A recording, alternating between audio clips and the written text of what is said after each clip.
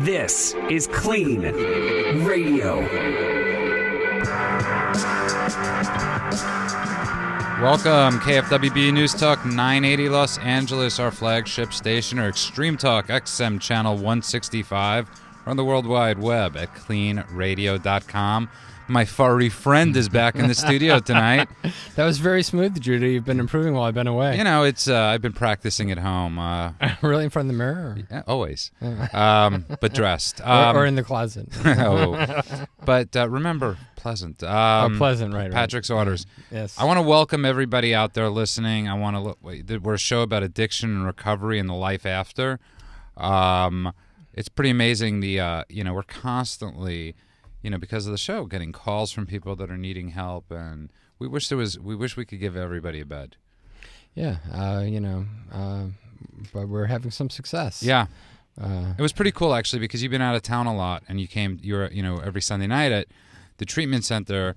We barbecue, and one of the clients, Judy, one of our callers, who you gave a free bed to, was actually there. She gave you a big hug, Yep. and it was great to see she finally made it in and is doing really well. So I was really pleased with that. And this morning I got a text from somebody, and they said to me, "Do you have a second?" And in the past, when I was drinking, that was always a bad text.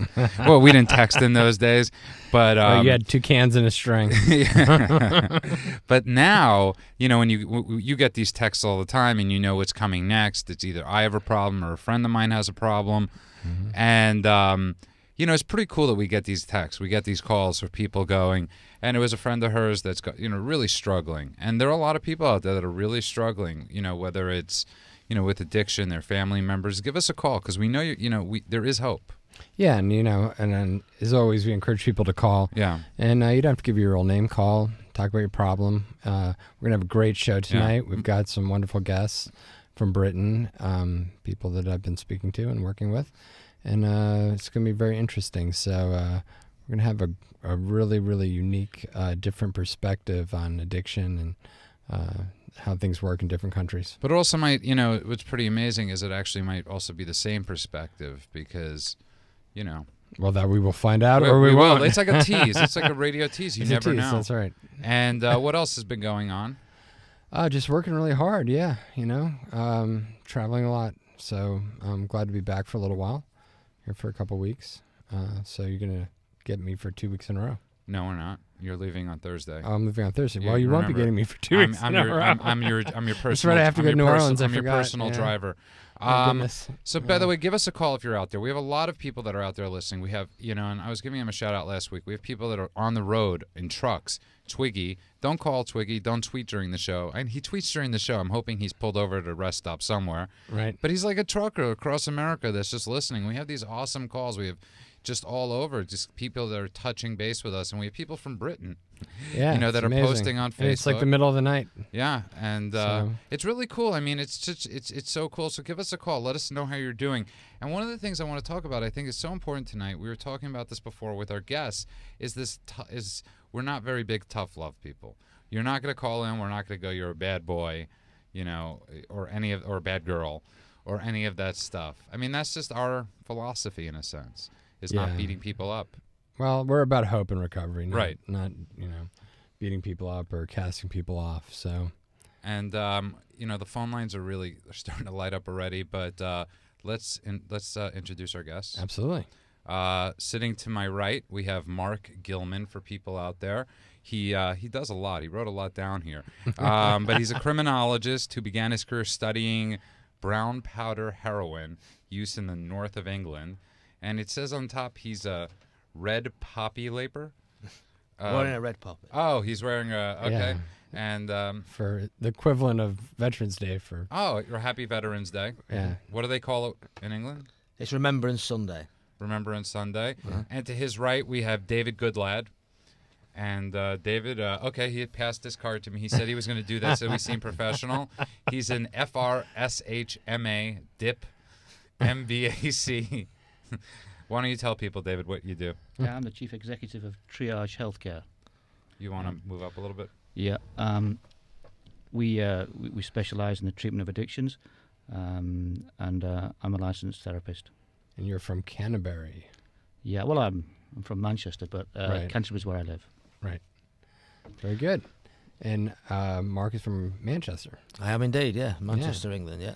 So, well, if there's any lost in translation, we'll try and help. There's going to be a lot of lost in translation Yeah. tonight, and I think we're getting, it's like I'm from Brooklyn, both of them. Right. So nobody will understand Judah. Yeah. Or right. Yeah. So you're sober, David. Yeah, I'm sober. Yesterday, 18 years yesterday. Happy birthday. Thank you very much. And you work in the field. Uh-huh. And talk about that. What's it like going on? I mean, I know, Andrew, you've been going back and forth and seeing it firsthand.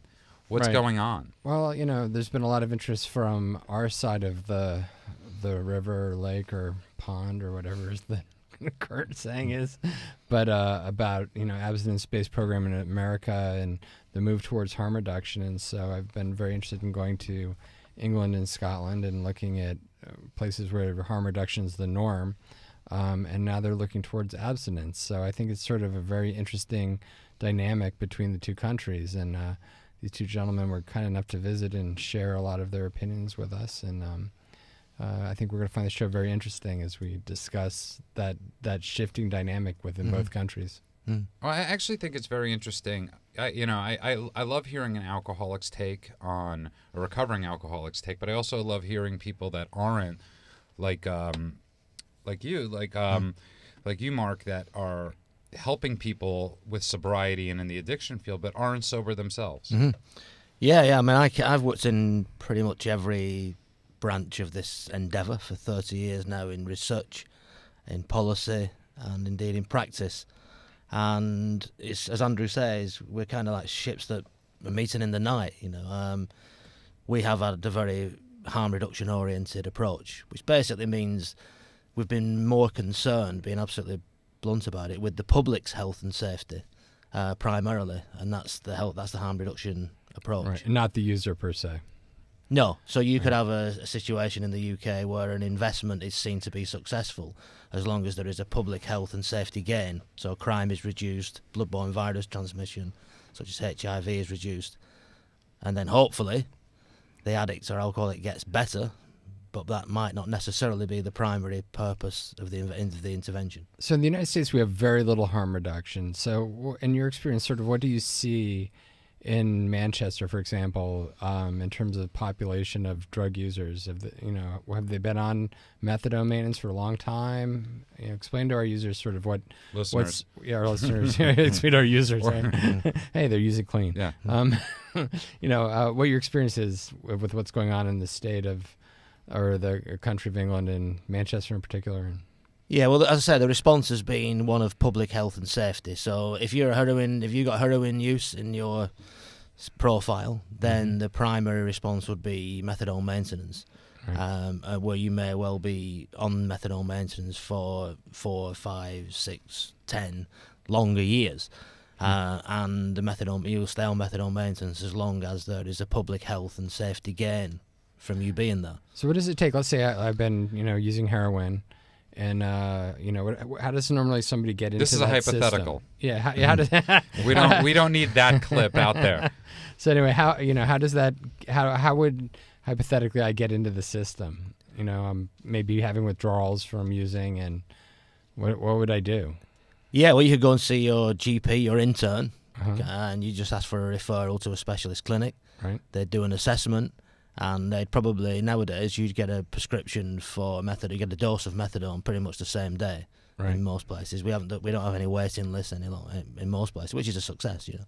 The question is, if you wanted to pursue an abstinence-based recovery program, you'd better you'd be well advised to shout loud from the beginning. Right. And say that's exactly what you want. That's so when you say abstinent-based, you're referring to rehabs that are abstinent-based, or 12-step programs, or? Yep. So we're here because we're looking at how well you've developed an abstinence-based, high-quality treatment for a high number of people. Right. That's where we're looking to emulate that. We're very impressed with what we've seen. So, but what's the fight? What is the fight? I mean, in our country, right, in America right now, we've had Alcoholics Anonymous, the 12 Steps, pretty much since 1935. We've had this. What's the push in London and England to not go with that route? Well, I think you got to start with the fact that the funding for healthcare is different. right? So you have the NHS, right, in Britain. And so here we have private insurance and cash and then federally funded programs. But has the 12 steps taken off like it has here? Well, it has. I mean, we've had the 12-step program since the 10th of June 1935 when Bill met Bob in the Mayflower Hotel. Arguably, that's the birth of our, and we've had it not long after in the UK. But my job is to make sure that the treatment world speaks to the recovery world. We've had treatment, we've had the doctors, physicians providing medication for a long time. We've had a man, a woman, a big book and a resentment in a teapot in a church hall somewhere. The thing is, they never spoke to each other. Right. And it's only since 2005 we've had this concerted effort to bring the two together. By the way, if you just tuned in, you're listening to KLEAN Radio. That's KLEAN with a K. The number here is 888-539-2980. That's 888-539-2980. My furry friend, my furry co-host. What's this furriness? I don't know. I've just been trying to... You have a beard, so you're furry. I have a beard, okay. Yeah, and you're wearing one of those furry jackets. You've got your hat on that's I have from looking like you have matted hair. But it says in treatment. And it was a TV show in America starring Gabriel Byrne, and my friend was the casting, and I saw it in the office, in their casting office. I was like, that's the perfect hat for me. And we're in the studio tonight with two really awesome people for visiting from a far, far, far off place. And for people listening from Britain, awesome means... Great. Great people. It means great. It means it's the opposite of rubbish. And to my right, we have Mark Gilman, and all the way to my right, we have David Goodlad, who's sober, I need to sit a little closer to the microphone, and who celebrated 18 years yesterday. Congratulations. Congratulations. What is your experience? How you've been sober in London. You've been sober in Cadbury, as you pronounce it. You come to him. Do you enjoy it here? Do you wish you guys were where we are now? No. No? No, quite happy where I am. Yeah, my experience is one of professional and one of someone who's also in recovery. I mean, the frightening thing for someone in recovery in the UK is you can't always guarantee what you're going to get when you ask for help.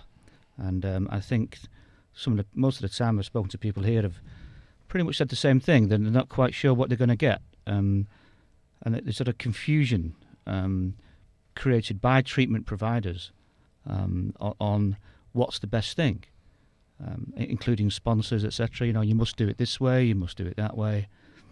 And you mentioned tough love, which is something I despise and would never promote.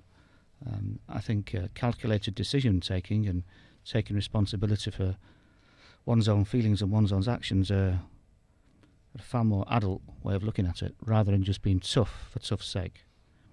But there is a way of looking at this treatment industry that's now grown up since the writing of the big book, and there's four simple rules that have been laid out by Harvard University.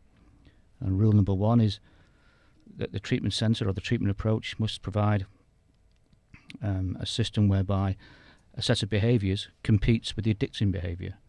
Rule number two is the complete opposite of any psychotherapeutic training that I've ever had, and that is to get an increased superego or an enforced supervision, which is the complete opposite of psychotherapy, which is to free to free oneself and make one's own decisions, as opposed to having someone telling you what to do. Well, in recovery, sometimes that is required in a caring way. And number three is to have a membership of some sort of inspirational group or helpful group that they weren't previously belonging to. And number four is very important, is the ability to form a loving relationship with someone to whom you're not previously indebted to. The link will be with KLEAN. It's actually a report from Harvard. But if you look at a treatment program and just run it through those four very simple tests, you're going to end up with some interesting results on recovery. And I'm glad to say that KLEAN, after today's inspection, KLEAN passes it with flying colours. And just so everybody knows, we're not in it. We didn't pay him to say that. No, they don't. I would have quite happily said that KLEAN is garbage. Yeah. And we don't do methadone maintenance from Maddox type research. And we cook very well. Well, yeah. Very good barbecue. I'll let you know tomorrow if I get food poisoning. Let's take a call. Yeah, we got a few calls lining up. We got Patrick from Austin. Patrick, welcome to KLEAN back, Radio. As always, Patrick. Hi, How are you? I'm good. How are you guys? I'm great. Welcome back to Clean Radio. Let me set this up. I know you guys have been listening to the show, but Patrick is a past caller who's awesome, actually. He's sober now how many weeks? I think it's like 5 or 6. 5 or 6 weeks, right. and when he first started calling the show, he wasn't. And he called in one night, and basically it set his alarm clock to the show, and he hasn't drank since. He threw out the 12-pack. Mm-hmm. Yeah. Wow. So what's cooking, Patrick? How you doing? I'm actually doing really good. Life's pretty good. I actually had a question for the gentleman who was not an addict. What was your name? Mark. Mark. Mark. Okay. I just wanted to comment. I think that's really amazing that you work in the field and you're not an addict. I mean, most of us are, but I think I think you bring a whole nother side or a whole nother approach or another view of it that a lot of people can really, like an outside view that a lot of people can really benefit from. Because I know being an addict, I worked in the field too, and I thought I knew everything because I was an addict, and I wasn't really open-minded to the people who weren't. But once I kind of dropped that ego about it, I learned a lot from the people who weren't, who were helping me in the field. That's a great point, Patrick. Yeah. What drove you? I mean, I know a little bit. You started in criminal justice, right? Yeah. And that made you interested in addiction. Can you explain more to our listeners why it became such a priority for you? Yeah. Well, we the first priority was to get people into treatment. And if you've got a heroin problem, you're a heroin addict, the quickest way to get you into treatment, being absolutely brutal about it, is to give you some free drugs, heroin. Right. That gets lots of people in. Surprise. You won't get the Nobel Peace Prize for doing that, but so we got people into treatment. We kept them there for 90 days because the international evidence is you need to keep people for 90 days to do anything. We did that, but then we were asked ourselves, so what? So we've got hundreds of thousands of people in treatment. Are they able to go back to work? Are they able to look after the children? Can they form meaningful relationships? Are they citizens paying taxes and working? And the answer a lot of the time was, well, maybe not. So then we started to look at the experts.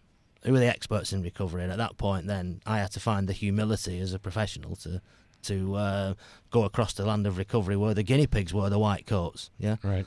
and accept that people like Patrick and the people like yourselves that are in recovery, that you're the experts. So and having done that, then I got inspired by it. Because Have you taken criticism from your colleagues? Yes.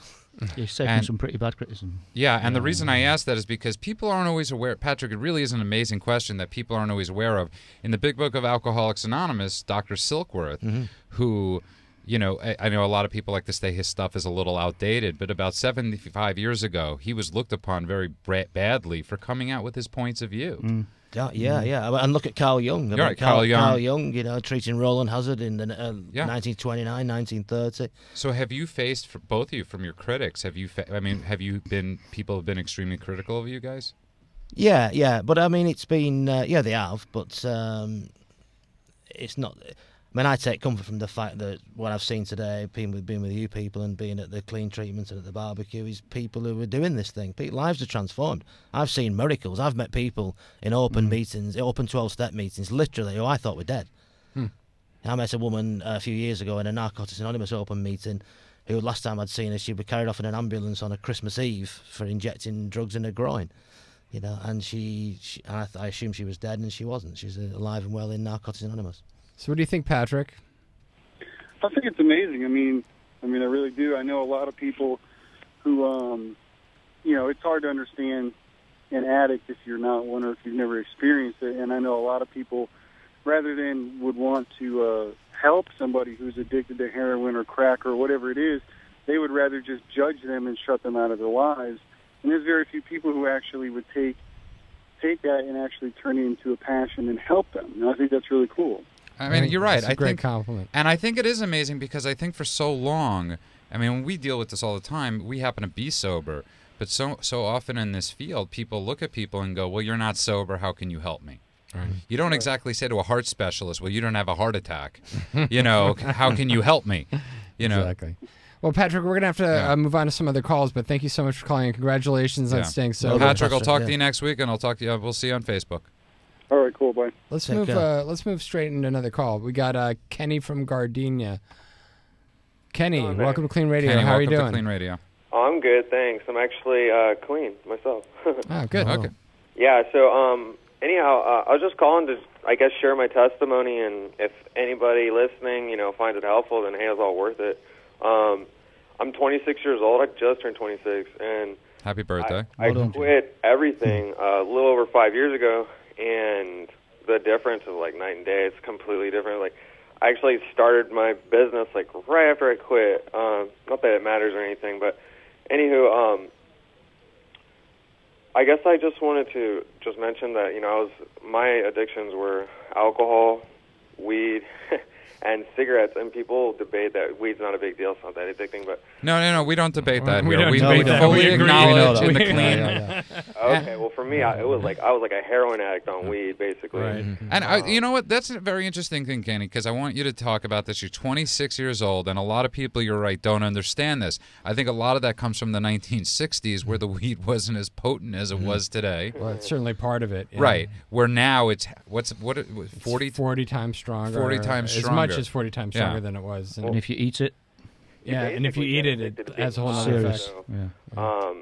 You get it. You start smoking weed, and the first time it's like, wow, everything is so funny and hilarious. But eventually, you just smoke it to feel normal. I mean, it's kind of like you have an itch, like a drug. you wanna scratch it, and potheads. They say I'm not a marijuana addict, but basically a pothead is just a slang term for a marijuana addict, and wake and bake. That's like you just got your first fix of the day. And you look at these guys. Do they look like they're enjoying themselves? Absolutely not. It's just a part of. It's And they slow up lines, which really, standing behind the pothead when you're at a drive-thru or at Burger King is really. Judah can't get his fast food fast Yeah, enough. you can. It takes them 10 minutes to order. Yeah, but it's your OA. You see? It's like, That's true. It's your intervention. What I would just love to anybody listening, I would just really like to express that, in my best opinion, I'm willing to put money on it that if everybody knew what it was like to just be themselves with absolutely no alcohol, no drugs, nothing, for over 100 days. Yeah. If everybody knew what it felt like to live like that, they would definitely choose to live like that forever. They would choose that to live that day over any other day, and that I guarantee that. And basically what stands between anybody who wants to quit and people who actually do quit, or what stands between people who use drugs and people who actually quit, is just that ability or the muscle that they eventually grow to admit that, hey, I might be wrong. I might actually be a mistake maker. Because most people, not just addicts, but I would just say the masses have a very hard time admitting when they make mistakes. Like if you're walking down in the mall and you bump somebody's shoulder, it's pretty common somebody might go like, oh, that guy should have been watching where he's going. They won't really say, I'm sorry, I didn't see you walking there, And so when you finally humble yourself and admit, hey, I could be wrong. Like I started saying stuff like, I pretty much regret almost every single thing I did at the age of 17. I know most people would say you should never regret anything, but I really do. I was a horrible person. I didn't do anything meaningful in the age of 17. Well, I think where people are going when they say don't regret is that when you learn from your mistakes, it's not a regret. If you learned from those mistakes you did at 17 and they help you later on, then it was nothing but beneficial.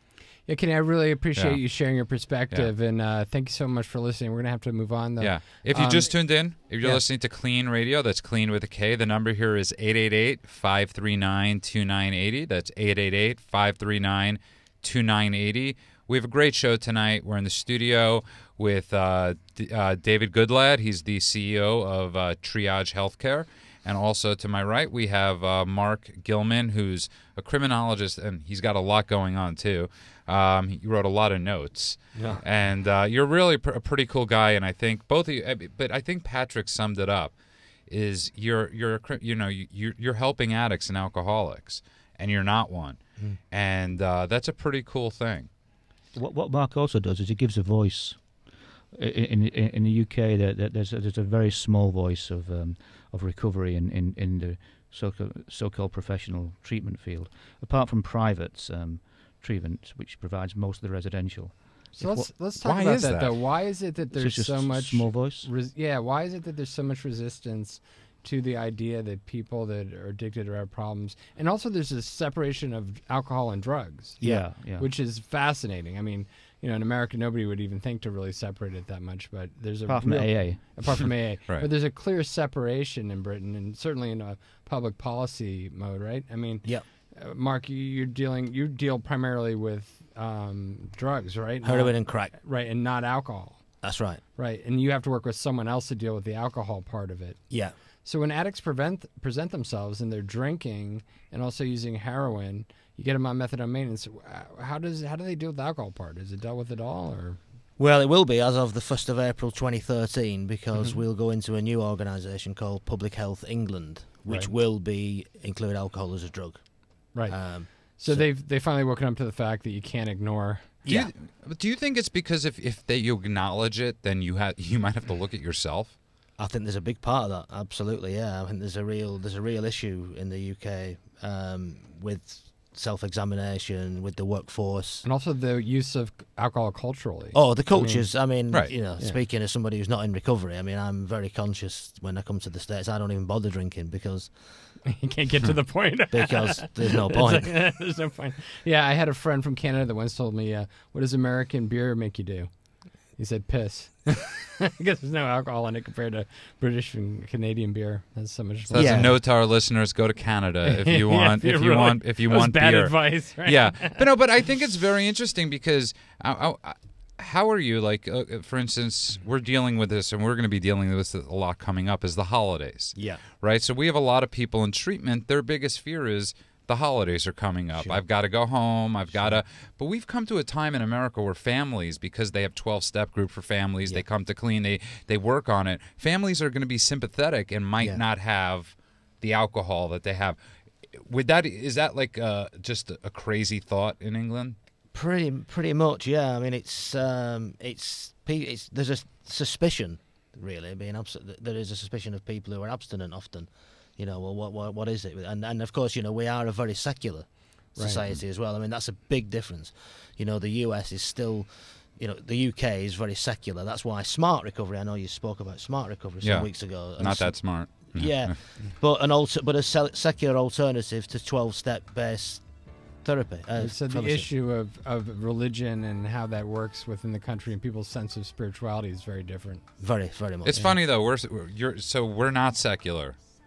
We have freedom of religion, but we're much more of a spiritually and religious-based culture. Yet we're more open, it seems. But I want to get back to that after the break. If you just tuned in, you're listening to Clean Radio. The discussion continues at cleanradio.com. Are you struggling with an addiction that's ruining your life? Want to have a confidential conversation with a professional that will immediately assist you? Do you suspect a loved one is abusing drugs and would like a free drug testing kit and consultation? KLEAN Treatment Center is standing by right now to help those with addictions and the people who care about them. Call 888-601-6040. That's 888-601-6040. Or go to KLEAN Treatment Center, that's clean with a K, cleantreatmentcenter.com. Welcome back to Clean Radio. Give us a call at 888-539-2980. That's 888-539-2980. We actually have an awesome show tonight. We always have an awesome show, but my friend is back, and I don't want to call you my furry friend. I don't want to hear the. You just did. But we're in the studio. Okay, so my furry friend Andrew Spanzwick is back. I miss him as always. But we have a great show. We're in the studio tonight with David Goodlad, CEO of Triage Healthcare, and Mark Gilman, criminologist. Two guys that are in England right now fighting the fight. Well, they're actually in California. They're in California right now, but usually visiting from England. But usually they're fighting the good fight. And I got to tell you something, guys. It's pretty awesome. You guys are like, how far back would you say? I grew up in the Orthodox Jewish community, and I always say to people, they're like 50 years behind the curve of the 12 steps still. It's like almost they're where AA was 50 years ago as far as accepting. Where is England right now as far as accepting of the 12 steps? How far back are they from America? I think in England it's very much, you seek out AA through desperate motivations. One has to be extremely desperate, I think, to sit in an AA meeting and want to change. So most people end up with a GP, and they don't generally send people to AA meetings because of a sort of prejudiced view. I mean, if you look at the statistics for the States, I think it's something like 1 in 14 people have direct or indirect contact with a 12-step meeting. In America. In America. But in England, let's just say, well, we know the population is around 66 million, give or take a few million, that we don't know whether they're there or not, and probably more. Let's say 66 million. And then we say maybe 20 million drinking adults. And then we say we're in a country that binge drinks to the state that if we were in the States and we did DSM-4 test or an ICD-10, look at them, we'll probably say out of that 20 million, probably looking at maybe 1.5 million are solidly dependent upon alcohol. So that's 1.5 million people that are AAs. I think their figures. I'm not an expert for AA, and I'm not going to speak for them. No. You know, I'm not even here for AA or anything like that. But from a professional point of view, I think the membership is about 28,000 in the UK. And what would so you do the math. Oh, so 1.5 million. We probably have that in LA alone. Right, we probably have that right in West Hollywood alone. We probably have but that. Joel, you do the maths. I'm not a statistician, but 1.5 million. What's 28,000 off 1.5 million? It's like I think it's 0.001 or 0.1. Yeah, it's an extremely small percentage. So and yet the bulk of people with an alcohol problem goes to somebody called the GP, and that GP is the general practitioner or the doctor. And people go to the doctor with a problem saying, XYZ's got a problem with drink, or rarely does an alcoholic turn up and say, hey, you know what, the game's up, I've got a drink problem, doctor, what do I do? It doesn't happen like that, we know that. How did you guys meet? Back of a car. That's a story for a whole other night. But how did you guys get into... we met at York Racecourse, York Races. I wasn't gambling and he wasn't the jockey. But Mark blew the whole thing away with a speech on the effects of drink and the effects of the treatment field and what he called the Northern Methadone experiment. Which he will talk about if you want to know. But we met. I basically gave him a lift home. But we know so many people, because we're Manchester's a big place, but we know so many people that our paths have crossed without crossing, if you like. Speaking of Manchester, we actually have a call from Manchester. This is our first. Who is it? Don't want to speak to him. It's Anthony. So let's go to that on line 2. Anthony, welcome to Clean Radio. Anthony from Manchester. Welcome to Clean Radio. Thank you. Red or blue? That's what I want to know. Yeah. Red or blue? Red through and through. Yeah, go on, John. Yeah. I have no idea what that means. Man United. Okay. Yes. Another pseudo. Take their football seriously. Yeah. Yeah. It's that and drugs. Over here, that's all we've got. Pseudo religion and drugs. I'd like to pose a question to Mark because he knows me very well. Okay. And I was part of that methadone experiment. Who's now 11 years clean through NA. Top man. And we've met on numerous occasions, and I've supported him up and down in many causes. I just want to ask mostly for the people in UK that are looking in now, because they're resistant to American ways. People in the UK are frightened, I believe, and I just want to ask Andrew and Mark, I suppose, and David, what can we give each other in the way of recovery, treatment? Is there anything that we can share together that, through you visiting and the experiences there? Any of you? Yeah, hi, Tony. It's Hi, Mike. Yeah. Well, I mean, I think you know as well as I do that the problem with the English treatment workforce, many of them suffer from a condition called CPTI, contempt prior to investigation, which is a condition that's guaranteed to keep them in ignorance forever. In other words, they have a strong opinion on things they know very little about, such as going to a meeting of Alcoholics Anonymous or Narcotics Anonymous or Cocaine Anonymous. So the first thing we need to do is make sure that they go. And having asked them to go pleasantly and politely, we then have to ask them to go a bit more robustly and make it a condition of service. Because the thing that strikes you when you're here is that people, we've just been in a treatment centre tonight and we left just before 7, and at 7 o'clock an AA meeting started in as we just walked past. It's in the DNA. Recovery's in the DNA here, as is the 12-step movement. So that's a great question, actually. What is it? Why is it that we're so open in this country to almost out. I mean, we have so many celebrities here. Obviously, we have so many that have no problem. Sometimes for good and sometimes for bad. Saying how they're sober. Do you have that over there? Not really. I mean, Anthony might want to start himself. What do you Anthony. think? Well, what I think is, I think that most of the medical workers are really resistant to any kind of AA or NA recovery, and even SMART to a certain extent, kind of approach. I feel they think it's undermining them, and there's this kind of division happening, whereas American therapists that I do know and have experienced some training from are really open-minded and own their recovery. It's like a badge of honour, which it is, but in England we're kind of still reserved on it, and it's kind of like seen as something that, you just keep in the house and don't talk about. Tony, it's really interesting because one of the main reasons that I started KLEAN, along with Dr. Coe and a couple other physicians, was that I'd come out of the world of acute care, psychiatric care, and so I worked with people that didn't necessarily have diagnosed substance abuse problems. They only had psychiatric problems. And I noticed that there was a very strong medical model that was mostly dealing with using psychopharmacological drugs, along with brief treatment therapies, and that substance abuse issues were largely ignored. And as I became more aware of myself personally, as well as just with other people, that substance abuse was often masking a lot of psychiatric disorders through self-medication, that it was very important to start having the clinical medical piece working with the substance abuse recovery piece.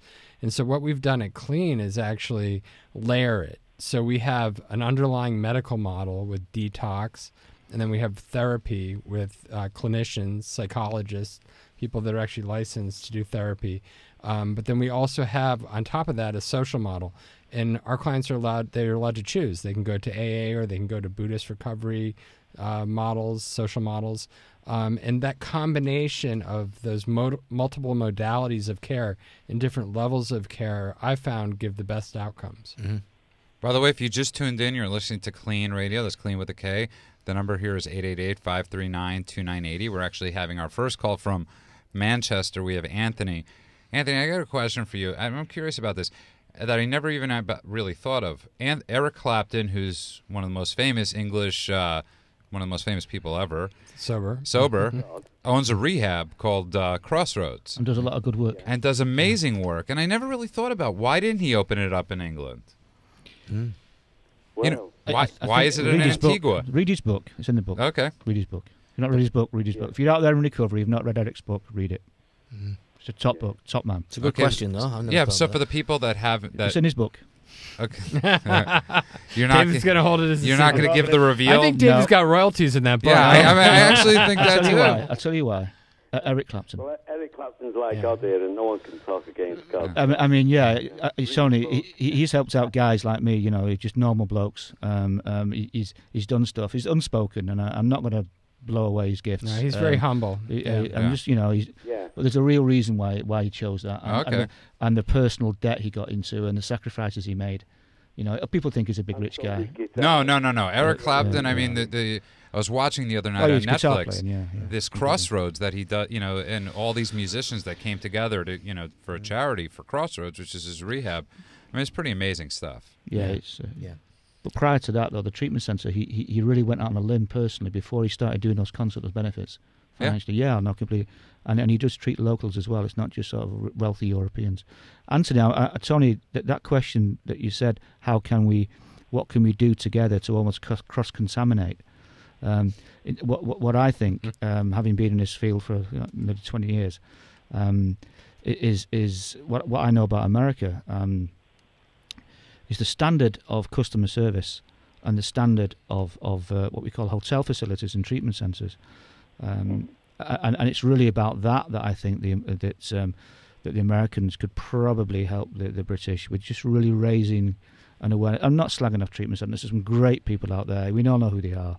You know, so I'm not getting into saying there's rubbish. I'm not. It's my country. I'm proud of it. I'm proud of the people that work in it. Proud of the people that work in this treatment field under very difficult. You know, I'm proud to be sitting next to the man next to me. Though we're not a couple. You know, we're not together. I still love my wife. We came on different flights. You know, we're here for different reasons. You know. We'll keep coming back. Yeah, that's the one. Man. Yeah. Hey, you watch it, you. Yeah. I know you. Well, I think it's interesting, you know, the charities and the way that things are set up economically in Britain is so different than the way it's set up in America. Here we have very much an idea where people are personally responsible for their own health care for the most part. And I'm actually going to be on CBS Radio tomorrow morning at 8:30 in the morning, if I can get up. Good talking about Obamacare. So if anybody's up, they can listen to me again if they really want to. Listen to you talk about Obamacare. Station. Yeah, but you know, which is really not about how to change healthcare. Yeah. It's about how to cover and change insurance reimbursement in the United States so that everyone can get coverage under a private system without appearing socialist, which is basically the same as communist in American language. Since we don't talk about politics, but I want to ask you guys a question, because I actually had a friend who had a really hard time staying sober. She was from England. She was in a place called the Priory quite a few times. How do you pronounce it? Priory. The Priory. Priory. And so much of the stuff we constantly talk about is, you know, obviously family members are going to be paying for treatment quite often and all these things. How do you reach out to the families too? Because her father never would have sent her to a rehab in America. It was almost a pride thing. Yeah. And how are you guys reaching out? Again, Anthony, or anyone else that's listening from the UK, on the statutory side, in NHS side, I can't speak and I won't speak for that. But on the private side, I know a fair bit.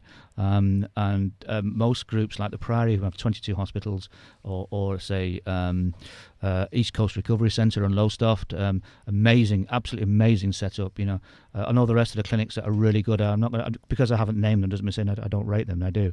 What they do is they have usually weekly, at least, family meetings.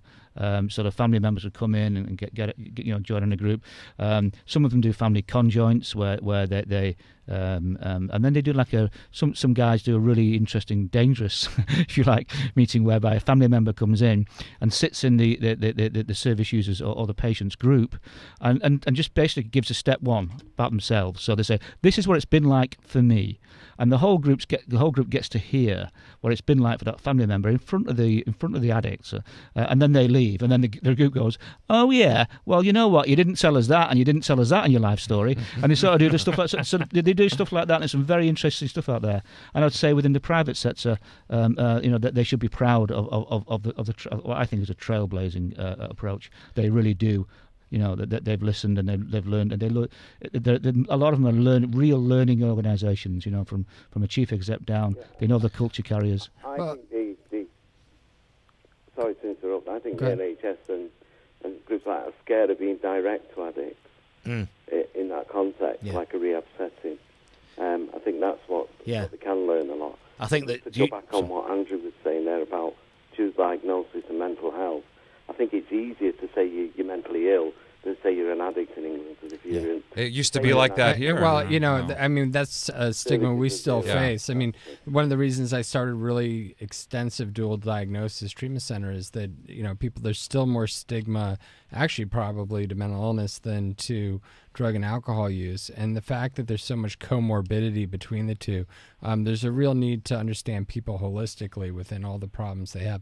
Look, Tony, I really love that you called. Hopefully I can see you when I'm over in Manchester. And call again. Yeah. And you know what, Anthony, can I give you one job? This is Judah. I want to call next week from Manchester, okay? I want this to keep this. I want the Manchester. You know what time in the morning it is there? You know what?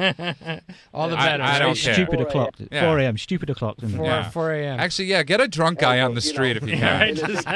Sleep, so in recovery I can stay awake longer. Exactly. And because I'd love, you know what, and just we got to move on to another call. Thank you so much, Tony. I really appreciate your call. You. By the way, if you just tuned in, you're listening to KLEAN Radio. Give us a call at 888-539-2980. That's 888-539-2980. We're having a great discussion tonight with Mark Gilman, criminologist to the stars of England. I'm joking. He's David Goodlad, CEO of Triage Healthcare. They're in the studio, and we're having a great discussion. Yeah, let's go for another call, though. We got David from Venice Beach. David, welcome to Clean Radio. Hi. Hey, David, how are you? I'm doing well. Do you have a question for us, or? Yeah, I guess a two-part question. I was wondering in UK, how do they address the treatment or recovery for people that are in custody there? And the other part of the question was what their thoughts were in regards to the change in legislation of the three-strike law over here in California, the impact it'll have on us over here as far as the recovery community and treatment providers. So they don't know the three-strike law. So they're looking at us. Explain what the three-strike law is. The three-strike law was that if you get 3 felony convictions, you basically got life in prison. And they've tried to take nonviolent crime out of that equation so that people don't get, if you're busted with felony possession of drugs 3 times, you're not going to necessarily get life in prison. And they had mandated license or sentencing. So if you had 3 felonies for marijuana, that was it. So the first part of the question was really, how do people get in? What was it exactly? I'm sorry, David. How are sobriety? How do they with criminals? Right, David. Yeah, how do they provide treatment or provide recovery for people that are in custody or getting out of treatment? That's a great question for Mark, right? I'd love to know how we do it. This is Mark's. This is right up Mark's alley. It is indeed, yeah. So basically, what used to happen in the UK, if you were sentenced to, you were in prison, then that was one of the primary routes, paradoxically, that you would achieve abstinence-based recovery, because you would go in. So a place like Liverpool has got the fastest growing network of Narcotics Anonymous meetings anywhere in the world, with the single exception of Iran.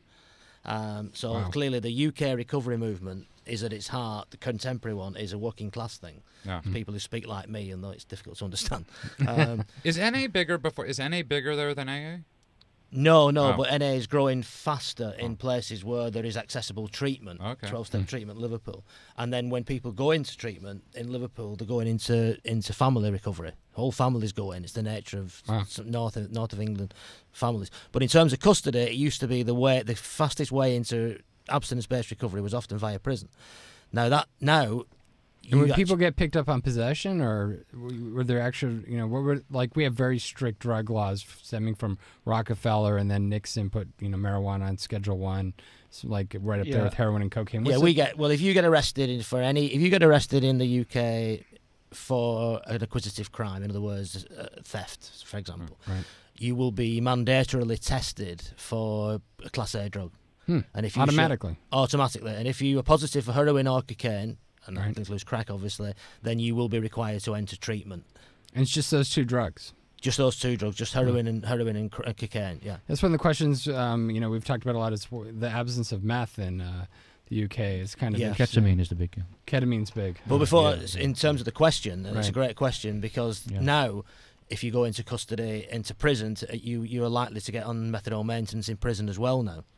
So now they're just continuing the cycle in prison. Right. Yeah, and the challenge from speaking as somebody who works for the National Health Service is that seemed to be a big success in terms of reducing deaths on release, on immediate release from custody, because people were 7 times more likely to die because they go out and shoot up the same amount as they did before without realizing they'd reduce their tolerance. Yeah, when you leave a British prison, you end up, if you're homeless when you enter a British prison, you leave with £45, which is about $100. Right. And a lot of people would spend that $100 on heroin and would inject it within hours of leaving the prison, and sadly many would die. So the point of giving people methadone maintenance in prison is so that they don't die immediately on release. The 2 points when people died in prison is that immediately when they went into prison and they committed suicide. Right. And then when they left prison and they had overdoses. So are 12-step meetings allowed inside prison? Yes. Yeah, and we're trying to get it everywhere. Because that's a huge thing we have in America that people don't know, is that almost every 12-step group has something called general service, where one of their jobs is to go into prison. Yeah, we do the same. The thing I find most interesting about this question, and especially Mark's response, is this idea that we don't actually think about education.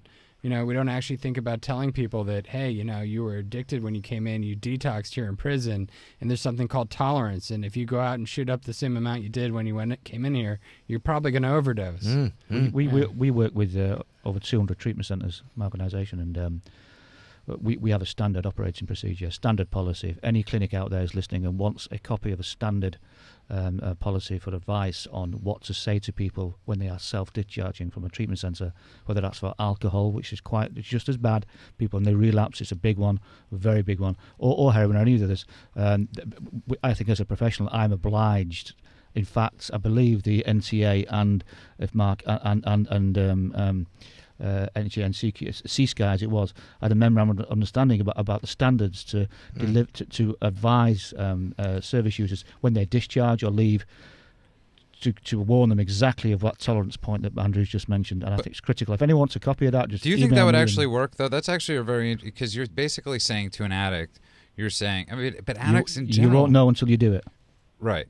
Yeah, and okay. Why deny it? I mean, this whole idea that we deny, the problem. We think that they're going out sober, and then it's that personal responsibility thing without giving people good information. It's just, I think, irresponsible in general. I think there's a care and love thing there, though, as well, isn't there, Joe? Well, you mentioned you care about the people you know, right? And you want to do the well, best I think you can that's for the them. That's right, the critical right. point. That's the critical point. Whether they're going to hear it or not is right. actually, No, you're right, because one of them out of the one out of 1,000 might, and so you've saved one life. David, was that were we able to answer your question, David? No, that was very impressive what they do. They seem very progressive out there.